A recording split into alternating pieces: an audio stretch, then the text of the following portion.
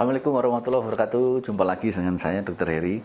Nah, ini ada pertanyaan menarik ya untuk dipahami kita semuanya ya.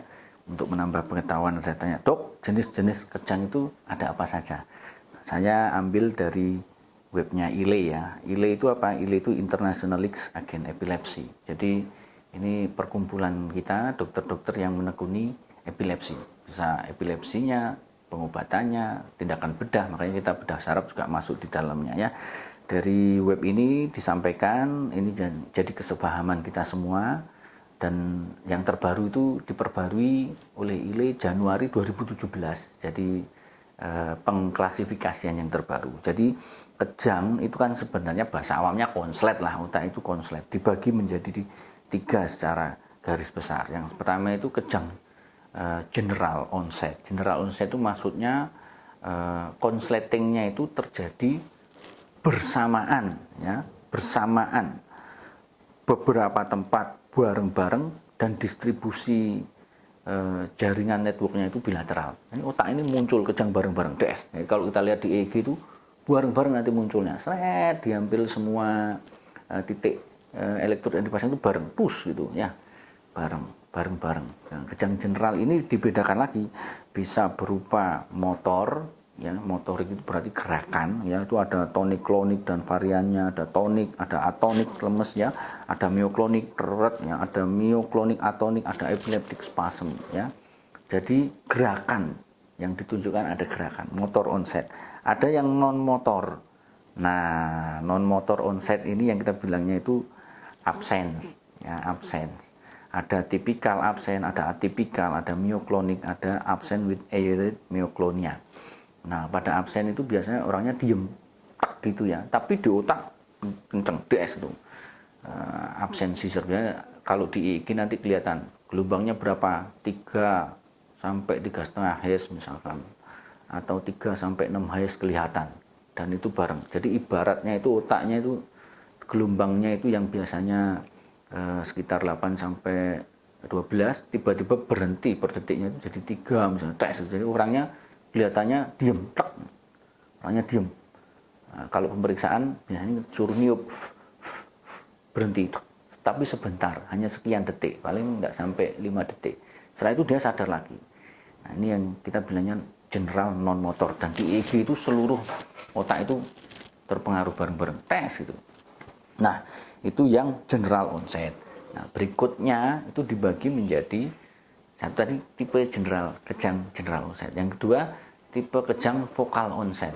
Nah, tipe kejang vokal itu apa? Oh, vokal onset itu, nah, onset itu diklasifikasikan lagi menurut ILE ini ya. Yang pertama, ada gangguan kesadaran, ada apa enggak. Jadi aware atau impaired awareness, jadi kesadaran terhadap sekitarnya. Terus kemudian berupa ya, kejang vokal ini berupa motor onset atau non motor onset ya, motor onset atau non motor onset ya.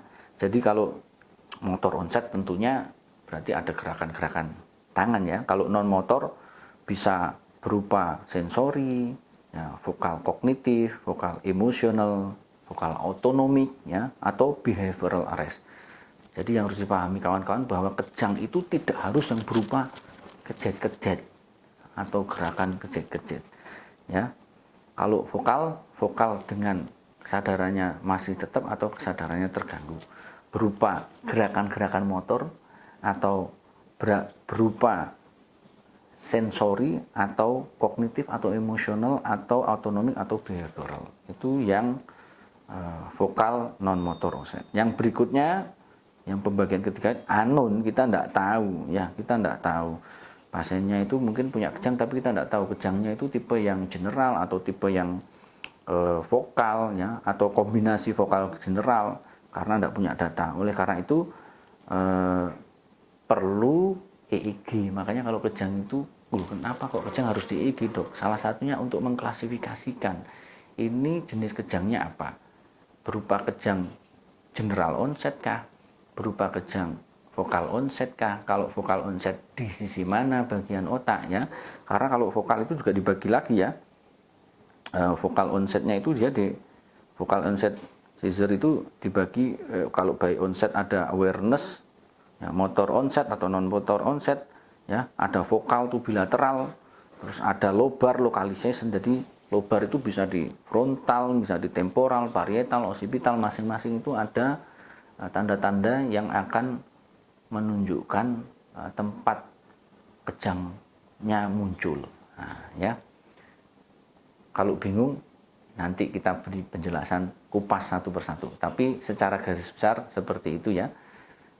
Satu, ada general onset, ada vokal onset. Vokal ini artinya itu kejangnya di satu titik otak tok, tinggal dilihat di sisi mana itu, dicari. Dari EEG biasanya kelihatan. Terus yang ketiga itu anun, kita tidak tahu. Ya. Terus dengan EEG kalau kita bisa menemukan klasifikasi jenis kejangnya, maka obat itu juga akan lebih mudah untuk dicarikan, dipilihkan yang sesuai dengan konsep kejangnya ini.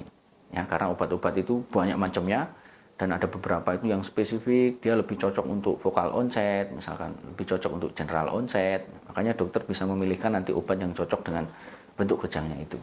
Ya, itulah pentingnya kenapa kita memahami, mengenal bentuk-bentuk kejang. Ya, mudah-mudahan bermanfaat. Terima kasih. Assalamualaikum warahmatullahi wabarakatuh.